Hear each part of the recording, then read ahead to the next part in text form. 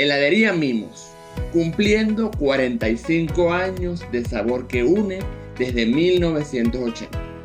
Bienvenidos a Con Daniel Aray, el podcast en su temporada 2025. Recuerden que Con Daniel Aray es un espacio para motivar, inspirar, crecer, aprender y transformarnos juntos. Pero no solamente eso, aquí también contamos historias que inspiran, historias de vida, conversaciones distendidas, relajadas y muchos de los temas que nos sirven a todos para ser mejores personas. No olvides, por favor, suscribirte, comentar, compartir y darle like y multiplicar el mensaje. Bienvenidos una vez más a otro episodio de Con Daniel Aray, el podcast en YouTube. Por favor, no olvides suscribirte, comentar, compartir, darle like. Si ya estás aquí, bienvenido y gracias por estar. A los que van a llegar, también bienvenidos y por supuesto, lo más importante, seamos multiplicadores del mensaje, porque quizás a alguien que tú conoces o que sabes que lo necesita, le puede servir mucho o algo de lo que decimos aquí. Hoy tengo el gran placer de tener a una gran invitada, a una excelente profesional, para hablar de un tema importantísimo que es el TDA y el TDAH, que es trastorno por déficit de atención y trastorno por déficit de atención con hiperactividad. Y para esto, para poder abordarlo y para saber cómo podemos apoyar a las personas que tienen la condición, tengo el gran placer de tener a la querida psicólogo clínico y docente universitaria Julia Carrullo. Bienvenida, Julia, al podcast de Con Daniel Aray. ¿Cómo estás? Hola, Daniel, buenos días. Muchas gracias por invitarme. Y bueno, vamos a conversar acerca de un tema que cada día tiene mayor presencia, sobre todo en las aulas en la vida cotidiana de adultos. Entonces, pues vamos a comenzar a conversar acerca de un tema interesante, que por cierto, el domingo se celebró el Día del TDAH, porque en el nuevo DMS-5 ya el TDA desaparece y solo se presenta el TDAH, ¿sí? Entonces eso lo tenemos que tener presente. Que es para hacer la diferenciación, cuando era TDA, era trastorno por déficit de atención solamente. Sin la hiperactividad. Con el TDA, el TDAH es por la hiperactividad. Así es. O trastorno por déficit de atención con hiperactividad. Bienvenida, Julia. Gracias por estar aquí. Lo primero que es importante que destaquemos para que la gente pueda entrar en contexto es recordar en qué consiste el TDAH. Bueno, existen muchas definiciones, pero bueno, vamos a hablar de lo más reciente. ¿Qué es lo más reciente? Todas estas dificultades, trastornos y patologías están vistas de una manera mucho más profesional en el DMS-5 como trastornos del neurodesarrollo. Ya no hay esa diferenciación marcada de que tú eres esto, tú eres lo otro. Yo considero que fue una asertividad de parte de la Asociación Internacional de Psicología de nombrar las diferencias o las cosas que no tenemos en común como habilidades o destreza o como diferencias, que es como las llamamos, diferencias marcadas en el neurodesarrollo, incluyendo el autismo, ¿sí? ¿Okay? Entonces, bueno, esa es un trastorno del neurodesarrollo, puede ser una dificultad del neurodesarrollo, pero también puede ser una patología del neurodesarrollo. ¿Por qué? Porque tiene tres elementos fundamentales, como son la atención, la hiperactividad y la impulsividad. Esos tres elementos son los elementos fundamentales de este trastorno. ¿Cómo se detectan? Generalmente se detectan a muy temprana edad en el preescolar, con el comportamiento de los niños que tienen momentos pero muy pequeños de atención, no terminan las actividades, les cuesta prestar atención, no responden a su nombre.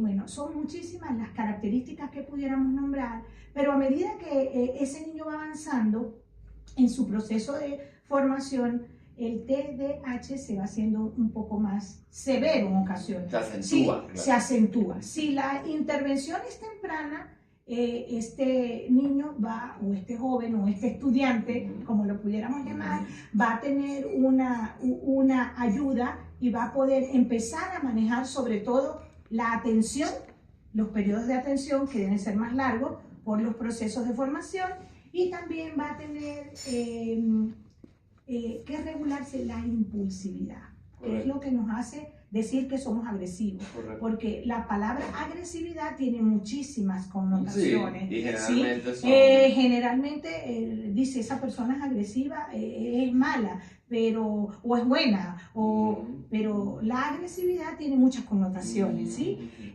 Por ejemplo, si nos vamos a la parte fisiológica, la amígdala cerebral determina conductas agresivas en las personas. Esa fue mi tesis de maestría. Entonces, esas conductas se pueden ver de diferentes maneras, pero eso no es lo que venimos a hablar. No. Pero es uno sí, de los rasgos. sí, la la impulsividad está relacionada con la hiperactividad, y la hiperactividad es una conducta que podemos decir que es una conducta no autorregulada. Y cuando es una conducta no autorregulada, ¿qué sucede? Que me cuesta seguir patrones convencionales, sociales, patrones donde las personas tienen que adecuarse a ciertas circunstancias. En los colegios cada día vemos más jóvenes y niños con hiperactividad. También vemos adultos en la vida ya adulta. ¿Cómo podemos decir que una persona sufre de TDAH? Bueno, ¿cómo lo podemos ver? Esas son esas personas que comienzan muchísimas cosas, pero no terminan ninguna. Correcto. ¿Por qué? Porque no tienen un patrón, no tienen un seguimiento, no tienen un esquema. Entonces tú dices, hoy inició un negocio de computación, pero mañana hace uno de call center, pero después hace marketing digital, por seguir en una misma línea. Sí. Pero bueno, no, después él se convierte en reseñas de WhatsApp. No, pero después es Uber, pero tampoco le gustó. Entonces, cuando no encuentras como un propósito determinado, eso hace que tú tengas rasgos, porque hasta que no sea... también hay que aclarar esto, mi estimado Daniel, hasta que no sea determinada la condición, nosotros no podemos hablar de TDA. Las maestras todo es TDA. Vamos a pararnos aquí un momento. ¿Cómo establecer, o sea, para las personas, para los padres, para los familiares o incluso un adulto, porque nunca es tarde para darse cuenta de lo que uno es, eso es importante. ¿Cómo determinamos, a través de qué pruebas se determina o se puede confirmar el diagnóstico cuando lo hay? Bueno, es una pregunta muy interesante, pero una pregunta muy versátil, porque lo primero que hay que tener es un registro. ¿Cómo ha sido el desempeño? Vuelvo al aula de clase porque es donde con mayor frecuencia se puede ver. En la vida adulta, pues, es difícil intervenir. Voy a hacer aquí una pequeña, un paréntesis, una pequeña connotación, porque esas personas que comienzan muchas cosas, que hacen muchas cosas, que no tienen un orden en su toma de decisiones, pudieran tener rasgos de este trastorno del neurodesarrollo, pero no lo podemos decir hasta que no lo evaluemos. ¿Cómo se hace en los más jóvenes, en los niños, en los adolescentes? Bueno, primero hay que tener un registro de ver cómo ha sido su proceso de aprendizaje y formación, porque ahí es donde lo podemos medir. Hay niños que no se sientan ni un minuto en el salón de clase. Hay niños que no copian, hay niños que no tienen estructura mental cognitiva, es decir, que tú les das una instrucción y ellos no la pueden seguir. El seguimiento de instrucciones está directamente vinculado con este trastorno. No es que todo el mundo tiene TDAH, pero es una alerta. Entonces, lo primero que hay que tener es un registro de observación. Luego, aplicar unas pruebas básicas, ¿verdad?, de aprendizaje, ¿verdad?, Por ejemplo, cuando el niño comienza a tener dificultades, o el joven o el adolescente, en la parte matemática se aprueban unas pruebas de discalculia. Entonces se miden los niveles lógicos del pensamiento. Correcto. Y se miden las respuestas de cómo tu estructura, todo lo relacionado con el pensamiento lógico matemático. También se pueden hacer pruebas de disgrafía, cómo es la estructura, ¿verdad? De cómo tú escribes, de cómo tú redactas, de cómo tú puedes llegar a la construcción de la lengua escrita. Y eso se hace a través de pruebas de disgrafía. Correcto. ¿Cómo también lo podemos hacer? Lo podemos hacer con pruebas sencillas. Por ejemplo, tú puedes aplicar el test de Welch para ver qué está pasando. Si los rasgos de hiperactividad son más marcados, se puede aplicar una prueba de hiperactividad. Hay una prueba de un colombiano. Dame un ejemplo de prueba de hiperactividad específicamente. Bueno, es que depende, eso depende, ¿ves? Eso depende, si es un niño, si es un adulto, ¿me entiendes? Dame por favor, los dos casos, porque aquí nos van a ver aquí nos va a ver todo público, madres y personas adultas. Ajá, bueno, cuando los niños son pequeños, hay un colombiano que tiene una prueba de observacional, donde él hace un chequeo de una secuencia diaria de diferentes conductas de un niño, y cuando tú registras, es un registro de esas conductas, él puede decir, bueno, hay rasgos que nos pueden decir que este niño tiene TDA, y junto con la observación del docente, pues se puede corroborar, y luego se aplicará una prueba. ¿Quiénes aplican las pruebas de hiperactividad? Lo aplican mucho mayormente los psiquiatras que los psicólogos, porque es una patología. La hiperactividad es más patológica que conducta. Hiperactividad igual a patología. Patología. Eso es importante. Eso es importante. Entonces, pues nosotros los psicólogos, los psicopedagogos, los especialistas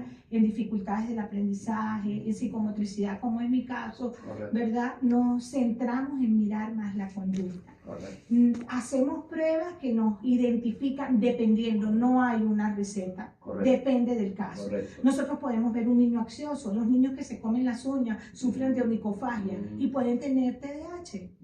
Los niños que vuelvo y te digo, no están ni un minuto sentados, yo no puedo decir que es que él no. Hay otro problema que está asociado a este problema 5 segundos, que es el seguimiento de instrucciones, las normas y los hábitos de todas estas personas, que en ocasiones no tienen nada que ver con esto, sino simplemente no hay hábitos, normas ni límites, y entonces se confunde con este trastorno del neurodesarrollo. Correcto, no hay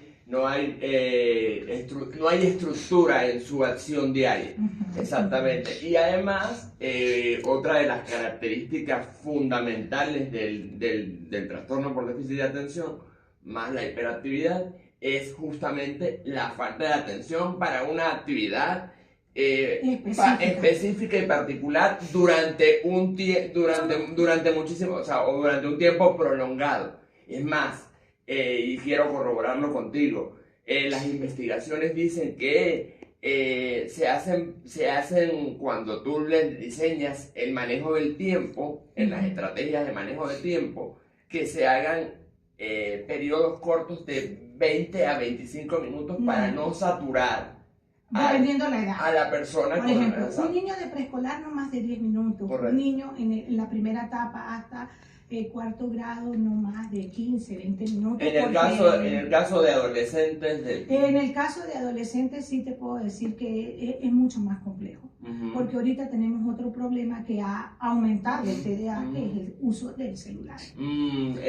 Detállame esto, por favor. Bueno, tú sabes que hace más o menos una década existe una nueva especialidad en la psicología, que es la psicología de la atención de las conductas tecnológicas, porque ha tenido tanto impacto la tecnología en los jóvenes, que hay jóvenes que se identificaron más con la tecnología que con sus mismas conductas.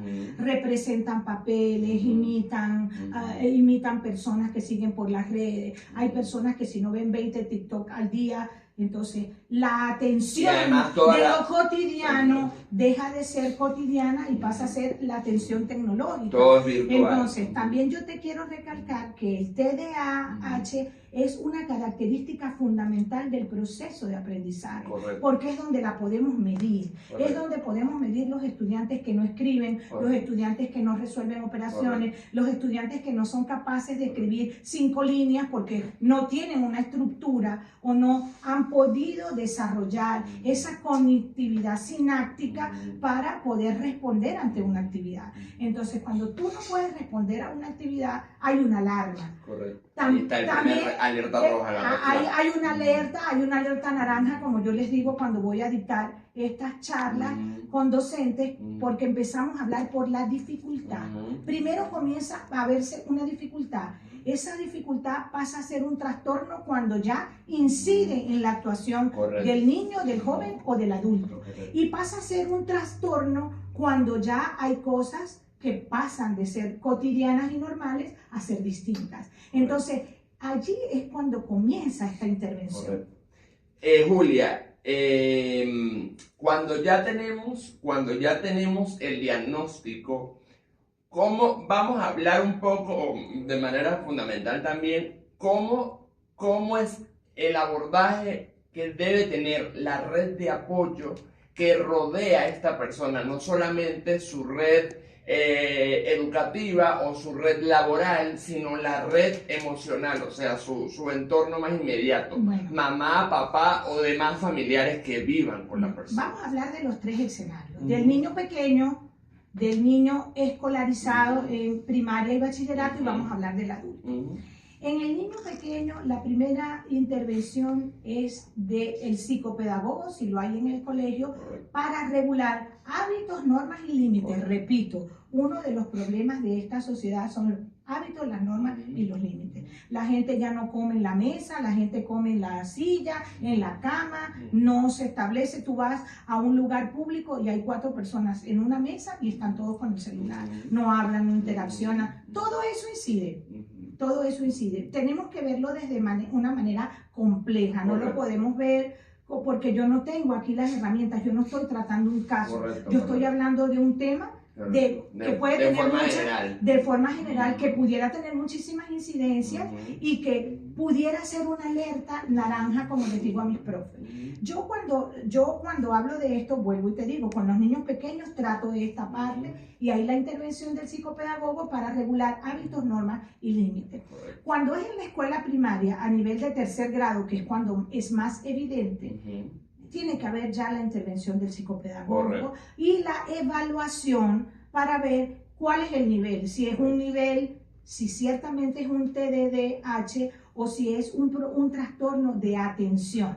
¿Qué es un trastorno de atención? Cuando yo no puedo terminar mis actividades, cuando yo no puedo rendir, cuando yo no puedo dar respuesta a lo que el docente espera dentro de mi proceso de formación.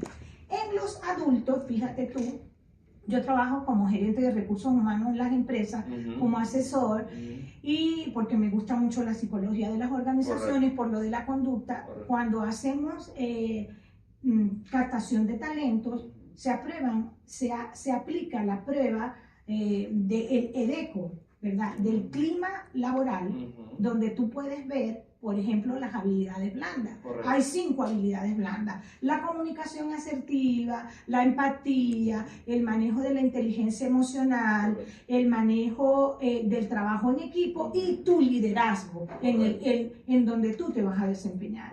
Cuando tú aplicas esa prueba, o cuando tú aplicas la prueba de inteligencia emocional de Goleman, tú puedes ver la autorrealización, la autorregulación, tú puedes ver todas esas 5 autos de las que él habla, donde tú te das cuenta que la persona no tiene autorregulación, que no tiene las competencias para desarrollar las habilidades y las destrezas que se necesitan en su perfil del cargo. Entonces, eso nos permite a nosotros ver cómo un niño, un joven, un escolar, adolescente y un adulto pudiera tener estos rasgos, pero son solo rasgos que nos indican algo. Cuando me voy al área docente, que es donde más me invitan, empezamos hablando de la dificultad. ¿Qué rasgos tienen las dificultades? Tenemos primero que tener claro que existen tipos de TDAH.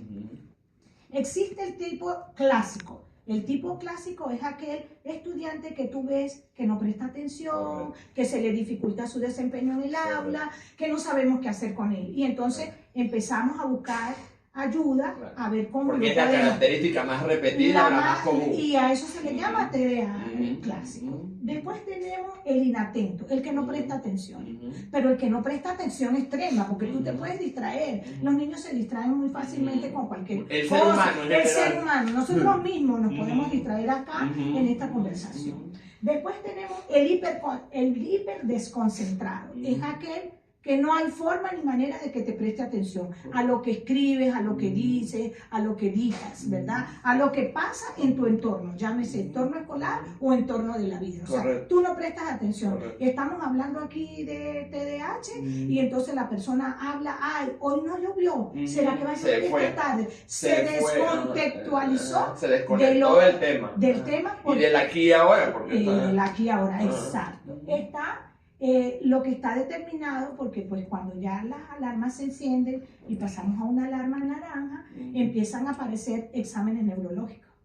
Entonces, bueno, hay un electroencefalograma que te dice que el lobo temporal derecho o izquierdo tiene una pequeña disritmia y que ahí está pasando algo. Y se empieza a tratar eso. Está el sistema límbico, que es el que determina las emociones. Correcto. Y entonces tú ves que la hiperactividad, más que la concentración o desconcentración, son las que son permanentes. Entonces ya ahí el niño se puede volver agresivo, Correcto. se puede volver intranquilo, puede tener hasta rasgos autistas como Por el pataleta, por con el, desacuerdo, por el antecedente de hiperactividad. por el antecedente del rasgo de De hiperactividad. hiperactividad. Ajá. El anillo de fuego, como se llama, neurológicamente, pues son todos estos sistemas neurológicos de los que pudiera alguno de ellos, no puedo decir cuál, Correcto. tener una pequeña alteración, una Porque pequeña porque- inflamación. Porque también hay que destacar que cada caso Es es distinto. completamente distinto en cualquier Escenario. situación, en cualquier escenario, en cualquier patología, no específicamente Bueno, por con ejemplo, eso, en cualquier. puedo enunciar o puedo comentarles que los niños que sufren hipoxia postnatal pueden presentar problemas de TDAH porque hay sufrimiento fetal. Y entonces ahí el cerebro tiene un pequeño sufrimiento y en ocasiones se evidencia de esta manera, en otras ocasiones con retardo, en otras ocasiones con problemas psicomotores. Son muchos los Entonces, casos. ese anillo nos da muchos elementos que pudiéramos revisar, pero pues lo enuncio porque, bueno, es A parte conocimiento general, si alguno sí. el caso. Y otro elemento no menos interesante y no menos importante de esta situación o de esta condición o trastorno del neurodesarrollo es la ansiedad. Entonces, hoy en día la ansiedad ha ido en niveles exponenciales. Existen bebés ansiosos, mis estimados seguidores, Daniel, oyentes, que están viendo esta información, porque más que todo es un compartir. Es un compartir de experiencia, de información y de que a ustedes les queden, señores, herramientas, porque de eso nos preocupamos nosotros como profesionales, de brindar herramientas para que ustedes puedan autogestionar de manera propia y con el entorno que apoya a ese, según sea el caso. Julia. Los ansiosos, vamos a hablar un poquito de la ansiedad. Correcto. Yo soy profesora universitaria y yo les puedo decir que a los estudiantes que yo les doy clase, yo veo esos niveles extremos de ansiedad por la condición país, por las condiciones personales, por un problema que tenemos que empezar a abordar para minimizar los trastornos, las dificultades, las patologías del neurodesarrollo, que sería un tema interesantísimo, que es hablar de los beneficios del manejo de la inteligencia emocional. Correcto. Porque cuando nosotros nos hacemos conscientes de nuestras emociones, nosotros podemos minimizar todas las dificultades que podemos tener.